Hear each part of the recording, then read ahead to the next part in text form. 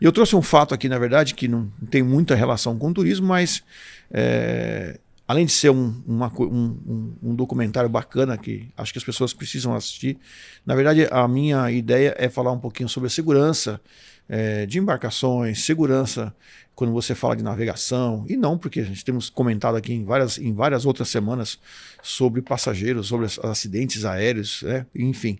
Quando envolve segurança, eu acho que é bacana, porque quando o cliente se sente seguro, ele topa fazer um passeio e por inúmeras vezes a gente já viu isso acontecer no Brasil, infelizmente, com vários meios de transporte, né? Quem já não ouviu falar de acidentes de bug lá no Nordeste, enfim, entre outras coisas, né? Mas vamos lá. Nessa semana, infelizmente, completamos aí 37 anos né, do naufrágio do Batomushi. Quem não se lembra? Então, legal. Antes de você seguir, claro, explica um pouquinho o que foi, porque eu mesmo não conhecia. Você não conhecia, né? Não conhecia, nasci bem depois. Bem depois. Então explica um pouco para mim o que foi isso aí. Vamos lá. Pessoal, no Réveillon de 1988, né? 88 para 89, tá? Na virada, né? Na virada, bem na virada do ano. Nessa época não tínhamos no Rio de Janeiro os grandes navios de cruzeiro fazendo a cobertura do Réveillon. Tínhamos a queima de fogos, mas nós não tínhamos as grandes embarcações, como os cruzeiros aí da costa, MSC. Na época tínhamos no Brasil a Royal Caribbean. Na época não, alguns anos atrás nós tínhamos a Royal Caribbean também que fazia. Enfim, por que esses navios começaram a passar o Réveillon no Rio de Janeiro? Porque lá atrás, bem lá atrás, as companhias de barco pequenos, embarcações pequenas, faziam passeios turísticos durante a madrugada, justamente na virada, para que as pessoas pudessem assistir a queima de fogos no Rio de Janeiro. E foi, infelizmente, isso que aconteceu. Na virada de 1988 para 89, um desses barcos, né, que inclusive chamava-se, o nome dele era Batomushi, infelizmente veio aí a naufragar. E para vocês terem uma ideia, o tamanho do absurdo que isso foi na época, né?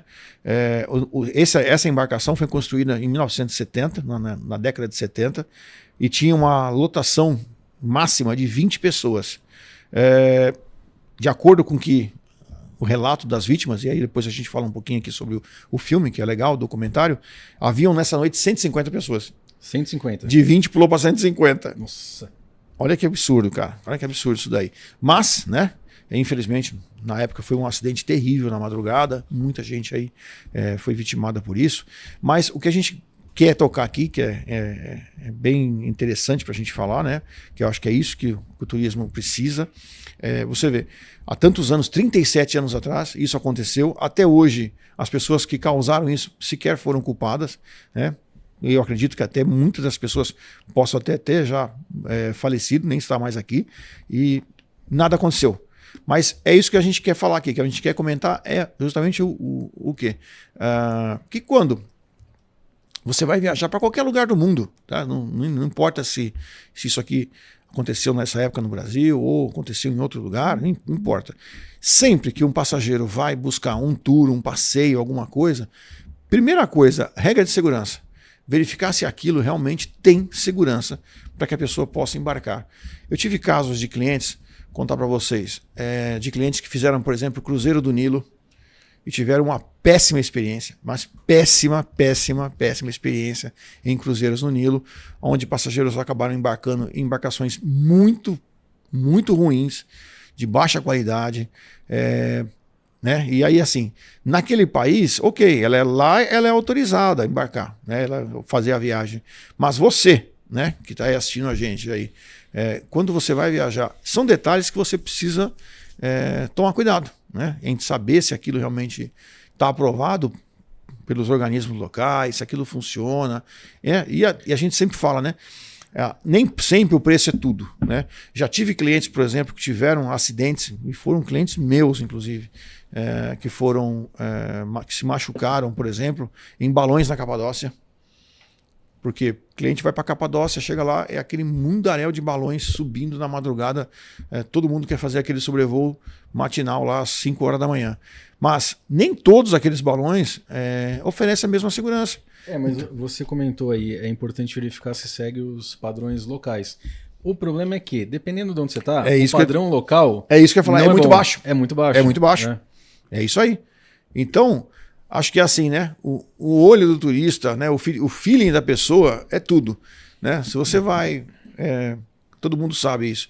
Você vai, por exemplo, fazer um passeio, seja lá numa montanha-russa, num parque no mundo, é óbvio que você vai observar se aquilo realmente está vistoso, se aquilo está bonito. Quando você vê um parque ou uma montanha-russa realmente ali soltando um pedaço, ou que o equipamento, que o equipamento não oferece, pelo menos assim, um visual, um aspecto interessante, eu acho que você tem que tomar cuidado. Com certeza. Eu tenho uma técnica para descobrir se a montanha-russa é perigosa ou não. Você olha para ela, é uma montanha-russa? Não vai. Porque para mim eu não entro naquilo lá nem a pau. Para mim não dá, não. E continuando, né, falando não só sobre a segurança, quando você vai viajar, você aí que está nos assistindo, se já passou por algum perrengue desse, de entrar em algum passeio que você fala, opa, será que isso aqui realmente é bom? Será que isso aqui suporta? Eu vejo, o César é uma pessoa que viaja bastante para o Nordeste, pode comentar. É muito comum no Nordeste as pessoas, muitas vezes em jangada, fazer travessia de carro. Ah, já vi. Colocar o carro em jangada e atravessar. Então, e se seu carro afundar? Quem vai te indenizar em relação a isso? Como é que funciona? Duvido que uma pólice de seguro cubra isso aí. Você concorda? Não tem como cobrir. Então é isso que a gente quer trazer hoje aqui. É justamente isso que a gente quer trazer hoje aqui.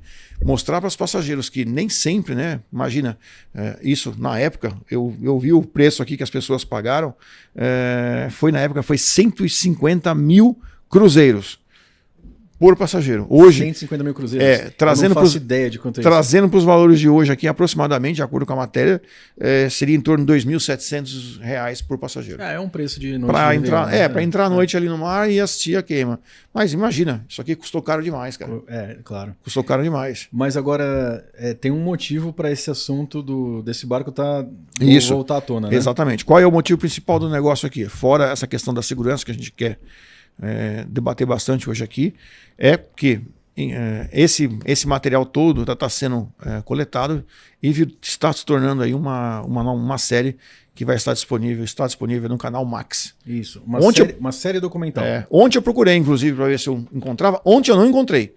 Eu dei uma fuçada ontem à noite, falei, deixa eu dar uma vez se eu queria assistir. Né? Antes de entrar no ar, a gente, pelo que a gente entendeu, já está disponível. Tá. A gente verificou antes de entrar no ar, né? Parecia que já estava disponível. Vocês estão vendo o trailer aí passando atrás. Tem muita imagem da época, tem depoimento atual. Parece bem interessante, não vi ainda. Eu quero assistir. Mas já coloquei na minha lista aí. Eu vou assistir. Eu quero assistir, porque na época foi bem impactante, não sei. Sim, claro. Você lembra? Uhum. Foi um acidente assim, realmente. Acho que Réveillon, a gente teve alguns acidentes ao longo dos passados, aí, no nosso passado, que não é tão distante assim, como esse caso. Tivemos aquele caso do desabamento em Angra dos Reis, na madrugada de Réveillon, que foi muita chuva.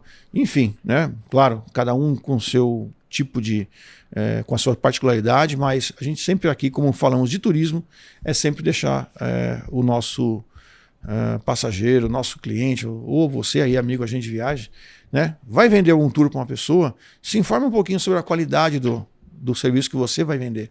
Né? Será que isso aí é legal para o seu passageiro? Você entraria naquilo? Né? Vejo muita gente até comentando isso, foi até minha filha comentou, há uns 2 anos atrás, ela esteve em Dubai e foi fazer passeio de Jeep no deserto.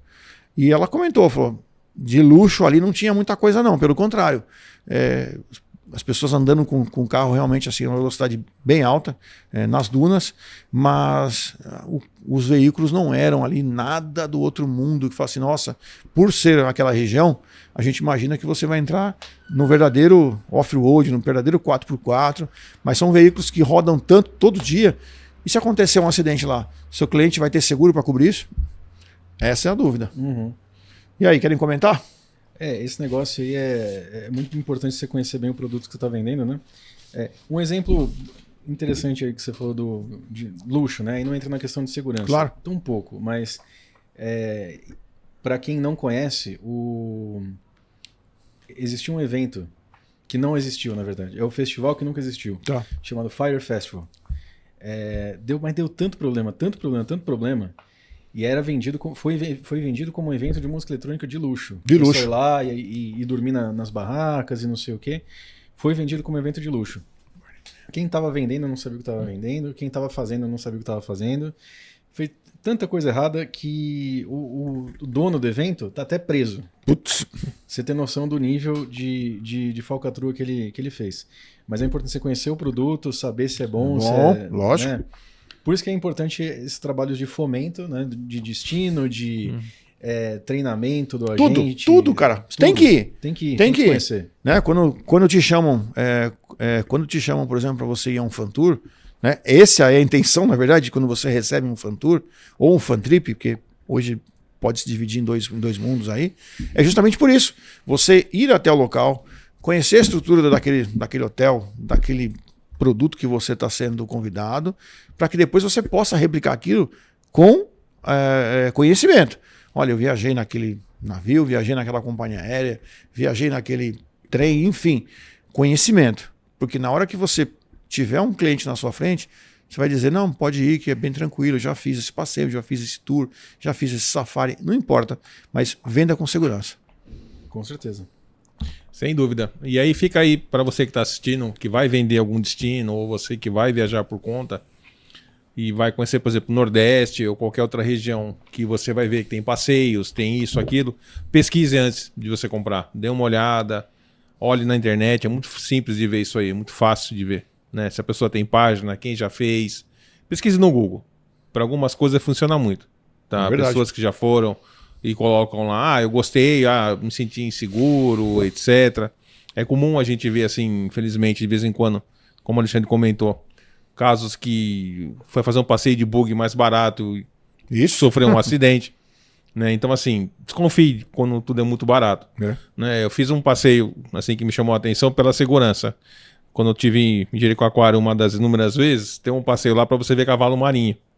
Né? E é um rio que ele assim, é um rio pequeno, deve ter, sei lá, 1,5 metro de profundidade, e o barco não anda mais do que 5 metros. Todo mundo tem que pôr colete antes de entrar no barco. Isso aí. E o barco ele vai beirando assim o leito a margem do rio. Não tem como ir, porque o cara ele vai do lado de fora do barco andando. Todo mundo de colete. Mas não entra no barco sem colete. Isso aí. Não de jeito nenhum. Aí eu fiz um outro passeio já no Piauí, para conhecer o Delta. Um passeio um pouco mais complexo, né? Um passeio maravilhoso de catamarã gigante. E aí eu contei todos os coletes. Tinha colete de sobra. Isso aí. Tem que ter. Para todo mundo. Né? Para qualquer coisa, tava tudo certinho. Então, assim, se vai fazer um passeio, vai fazer alguma coisa, dê uma olhadinha antes, tá bom? Isso. Desconfie do que é muito barato, que tá abaixo da média. Porque, assim, milagre não dá para fazer. Alguma coisa tem. Tá bom? Fica a nossa dica aí para você. Legal. Vamos lá, vamos seguir. Né? Gostou da dica? Isso é importante, pessoal. A gente pensou bastante em colocar ou não colocar esse tema, até por causa, né, em respeito às pessoas aí que, infelizmente, né, foram vítimas do negócio. Mas a segurança no turismo é importante.